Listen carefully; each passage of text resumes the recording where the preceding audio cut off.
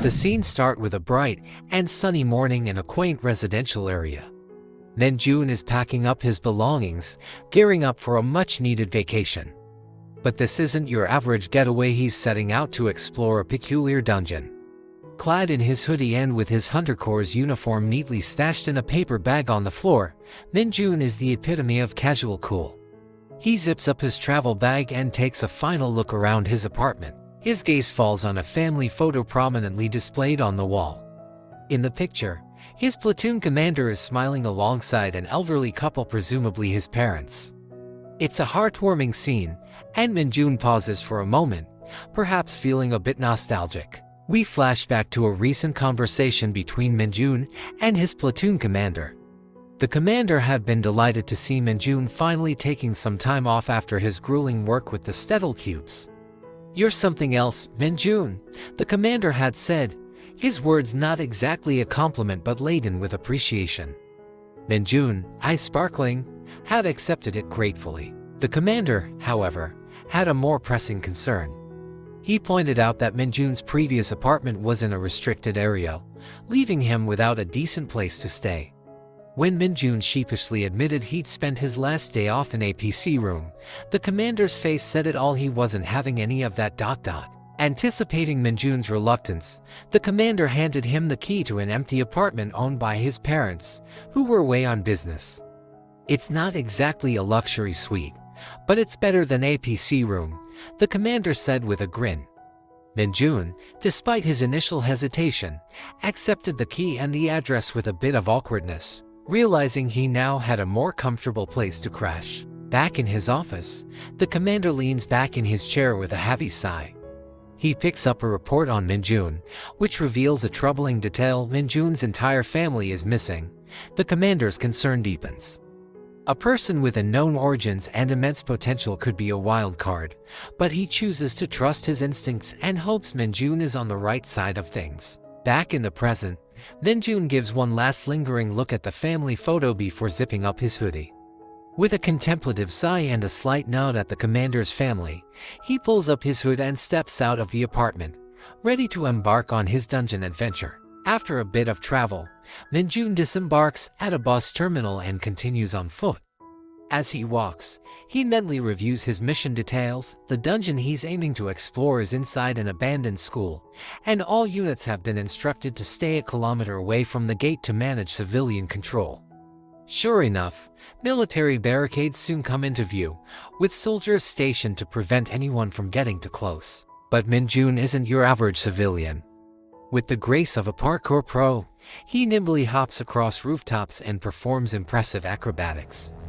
After a few daring maneuvers, he finds himself hidden behind an electric pole, staring intently at his destination, the dungeon gate. With his hood drawn low, Minjun approaches the gate, his curiosity piqued about the monsters lurking inside. He grumbles slightly about Tiny, his shadow summon, who returned without completing its mission. "Thanks for nothing," Minjun mutters, annoyed that Tiny didn't scope out the monster situation for him. Regardless, he steps confidently into the dungeon, reminding himself he can always make a hasty exit if things get too hairy. A notification flashes. He's officially entered the dungeon. Inside, it's a shadowy, nighttime forest with dead trees scattered around, adding an eerie atmosphere. Minjun strides through the gloom, noting the unusual humidity in the air. Eventually, he spots something odd: a broken sword lying on the ground. Recognizing it as a weapon commonly used by Hunter Corps units, he crouches to inspect it, wondering if a recent battle occurred here. Suddenly, Minjun detects a creature trying to conceal itself in the bushes. Without missing a beat, he calls out, "Come on, don't be shy. I know you're hiding in there." In response, a colossal figure shrouded in cloth emerges, its glowing purple eyes piercing the darkness.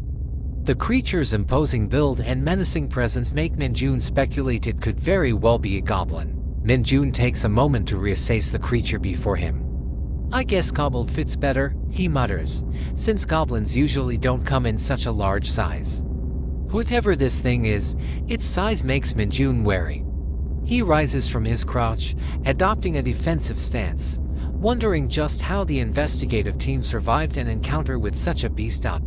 In an instant, the hulking creature leaps into the air, aiming straight for Minjun. With a burst of demonic energy, it swings its massive claws. Minjun's reflexes kick in, and he nimbly dodges the attack. Not missing a beat, he retaliates with a punch that would make a meteor jealous. His punch erupts with explosive force, sending shockwaves that ripple through the air. But when the dust settles, Minjun's jaw drops. The creature is unfazed and even grinning.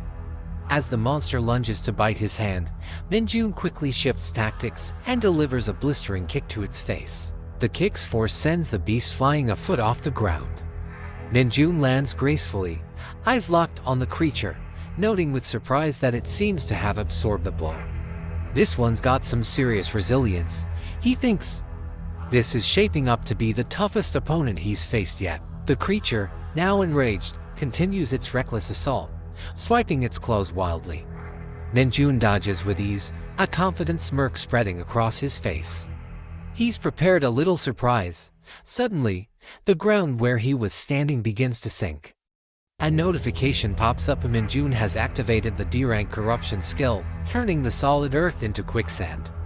The creature's lid begins to sink, immobilizing it. Seizing the opportunity, Minjun rockets toward the trapped monster with superhuman speed. He unleashes a barrage of powerful punches, each one landing with precision on different parts of the beast's face. Despite the relentless assault, Minjun is impressed by the creature's tenacity. It's not even attempting to block his attacks. Just as he winds up for a decisive blow to the creature's side, a sudden blue light flashes from the shadows. The monster swiftly blocks Minjun's punch, signaling its first real defensive move of the fight. As the monster lashes out with a swipe aimed at Minjun's face, his attention is drawn to the mysterious blue light that still glows from the creature. His fascination causes him to momentarily let his guard down, and with a powerful swipe, the creature sends Minjun flying.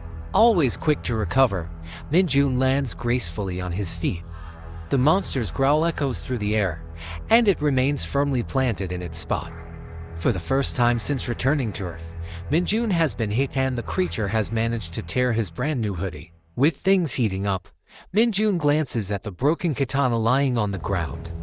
He picks up the weapon, pulls back his torn hoodie, and rises to his feet.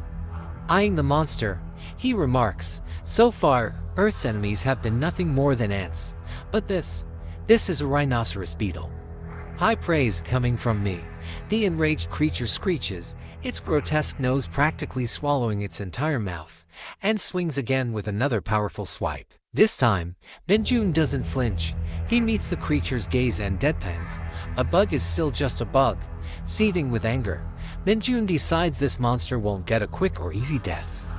Veins bulging with fury, he jabs the broken sword into the creature's side, grumbling about his ruined clothes. The troll finally reacts, letting out a gut-wrenching scream of pain. But Minjun isn't finished. With a ferocious wind-up, he delivers a lightning-fast kick to the monster's head. His eyes gleam with an almost comically intense rage. The sheer force of the attack transforms the troll into a bloody mess, leaving Minjun victorious and standing triumphantly on the creature's battered head. Next, Minjun absorbs the creature's demonic energy. As usual, it coalesces into a swirling ball of purple lightning in his hand. A flurry of notifications bombard the screen, revealing that Minjun's demonic energy stat has increased.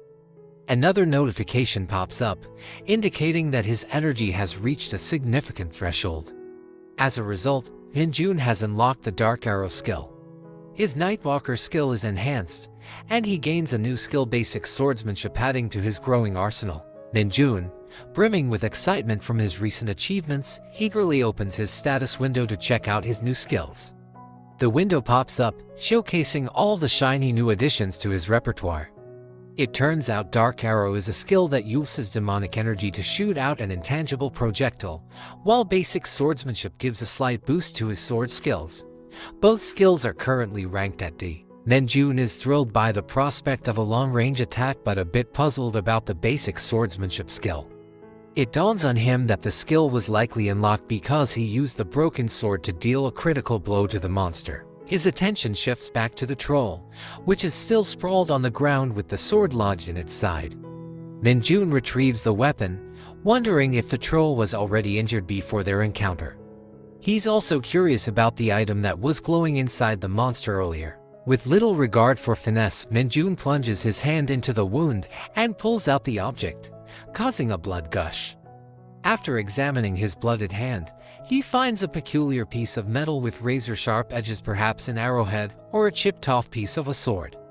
The item looks oddly familiar, but there's no time to ponder as a new group of trolls appears behind him. For Minjun, this is just the opportunity he's been waiting for. Eager to test his new skills, he stands up and taunts the trolls, inviting them to bring on the fight. The enraged creatures charge, but Minjun notices their eyes aren't glowing with demonic energy. No matter, he's ready to unleash his dark arrows. With a grin, Minjun summons his energy and creates dark arrows. It's time to put his E-rank offensive skill to the test. The arrows shoot from both hands, veering on unpredictable trajectories but finding their marks. Two of the trolls fall, and the third one, John, stands frozen in fear. Minjun's mission in the dungeon is technically complete, but he decides to stick around for some extra fun.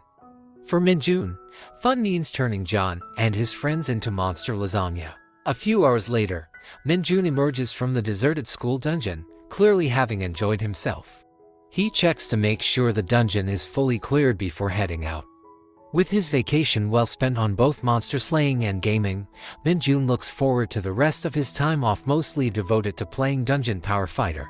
As the day ends, we return to the military grounds where the Hunter Corps units are in the middle of their grueling training. Sergeant Lee is leading the session, while the two gambling corporals are gasping for breath in the back. Minjun, amidst the intense drills, remains completely unfazed. His mind drifts back to his previous day's exploits, defeating a demonic monster, enjoying some quality gaming, and savoring a delicious bowl of ramen. All things considered, it was a pretty satisfying day for Minjun. When Minjun returns to the camp, he's met with an unusually grim atmosphere. The entire platoon seems to be in a dark mood, and it's easy to see why. Everyone's heard about the dreaded hunter field maneuvers in the Tin Can dungeon, and no one is thrilled about facing that kind of nightmare. But with no option to skip the training, they're all out in the fields, dutifully following their platoon commander. The training session kicks off with each platoon starting in different corners of the dungeon and gradually making their way toward the center. As Commander and Lieutenant First Class Kim Minji lead the weary troops up a steep hill, the commander's sharp eyes catch something unusual on the horizon. This division-wide training is designed to test their responses to emergencies, and it looks like they're about to face one. Somewhere in the distance, a cluster of monsters appears. The commander signals for his troops to take their positions. The corporals scramble to grab their weapons as the emergency alert is announced. Minjun, on the other hand, stands at the back with a grin on his face, clearly excited for the upcoming battle. When they reach the top of the hill, they're met with an unexpected sight: numerous black balls rolling down toward them. As they get closer, it becomes evident that these aren't just ordinary balls but blood-sucking monsters with razor-sharp teeth. Amusingly, the commander dubs them dark balls. With a chuckle, he orders his troops to sheath their specialty weapons and ready their guns. Normal firearms, he explains, are the perfect weapon against these little terrors. Within moments, all units are in position, weapons at the ready, prepared to fire on command. Minjun's excitement is palpable. He's looking forward to seeing how this training unfolds and testing his skills against the dark balls. For him, this is just another opportunity to prove his prowess, and he's eager to dive into the action. Minjun squats down, taking aim with his rifle, and it's clear from his expression that this is the most fun he's had in a while. His excitement is palpable as the commander gives the order, "Fire at will." The soldiers begin unloading their rifles. Each shot bursts a dark ball into pieces, though some of the rapid-moving targets evade the bullets. Despite the chaos, the platoon's determination is unwavering. Kim Minji calls out a crucial reminder: these dark balls are tougher than usual and they can float, making them tricky for melee attacks. As the dark balls draw nearer, they grow larger and darker, signaling trouble. Realizing the threat is imminent, the commander orders a ceasefire and a switch to close combat. With only 3 dark balls remaining, the stakes are high. Any dark ball that feeds on human blood could significantly drop the platoon score. Minjun, concerned about the potential impact on his score due to his teammates' jitters, decides to take matters into his own hands. One dark ball lunges at the front units, but they hesitate, too nervous to act. Minjun, unwilling to let his score suffer, springs into action. He leaps forward and delivers a powerful soccer-style kick, sending the dark ball soaring high into the air. The soldiers, including Sergeant Lee and Kim Minji, watch in awe as the ball ascends, seemingly defying gravity. With a proud grin, Minjun muses about how much easier this would be with his dark arrow skill. Regardless, the troops take their cues from Minjun, aiming at the airborne dark ball. It explodes spectacularly upon impact. Minjun isn't done yet. He kicks another pair of dark balls into the sky, ensuring they follow the same fate. The commander, impressed, instructs the troops to fire at will while the dark balls are still airborne. Within seconds, the hill is blanketed in a cascade of black debris. Every last dark ball is neutralized, and Minjun's intervention proves to be a game-changer. As the dust settles, Minjun stands triumphant among his fellow soldiers, his enthusiasm for the day's events evident. His successful display of skill and quick thinking has not only saved the platoon from a disastrous score drop but also earned him some well-deserved admiration from his peers. With the threat neutralized, the troops are granted a much-needed break. The commander announces a 10-minute rest and instructs everyone to check for any injuries, reminding them to report any issues immediately. He pats Minjun on the shoulder, giving him a nod of approval. Minjun receives a thumbs up from Sergeant Lee and Corporal Formidable. The brief exchange of congratulations ends with Lee and Guangsik going their separate ways, each heading to their respective areas. Meanwhile, two exhausted sergeants, Orange Head and Sleepy Eyes, sit on the ground, their energy drained from the rigorous training. Orange Head remarks that this training seems tougher than usual compared to their past experiences with monster encounters. Sleepy Eyes shares a rumor he's heard that this dungeon might not actually be a standard Tinkin dungeon. According to other platoons, there was a boss monster, a giant elephant, which had already been defeated by a familiar face, a 2-star Hunter Corps officer. The officer, with blooded fists and a wide grin, had approached the soldiers earlier. He explained that since the boss was defeated, the dungeon could now be used for divisional training. To avoid closing the dungeon, they had captured the boss alive and stored it in a cave for training purposes. This revelation shocks the two sergeants, and they become visibly distressed. As Kim Minji approaches, he hugs them from behind and tells them to get moving because the break is over. He then drags them to continue the training, leaving the sergeants with no choice but to comply. Minjun, having overheard the conversation, becomes intrigued by the 2-star officer and looks forward to potentially meeting him again. The platoon resumes their mission, following their map towards the next destination. As the commander reaches the top of a slope, he spots something unusual and signals the troops to halt. The sight before him causes him to display a meme-like expression of shock. As the other units reach the summit, their faces reflect the same bewilderment. Minjun peers down and recognizes a figure in a clearing. The man, wearing a tag that reads injured, is revealed to be the 2-star officer, who greets the platoon with an eager smile. His presence adds an unexpected twist to the training exercise. In a contrasting scene, in the world of Isgard, a rugged old man sits by a stone building, enjoying a pipe. He looks up as a giant Spartan warrior approaches, his hand resting on the sword at his hip. The old man comments on the warrior's quick return, suggesting he must have broken his weapon again. He suspects that the warrior was likely handling some dirty business for the saints. The old man requests the warrior's sword, which the warrior hands over. As the old man inspects the weapon, he notes its poor condition and recognizes the familiar Damascus steel pattern, the same as the piece of metal Minjun found inside the monster.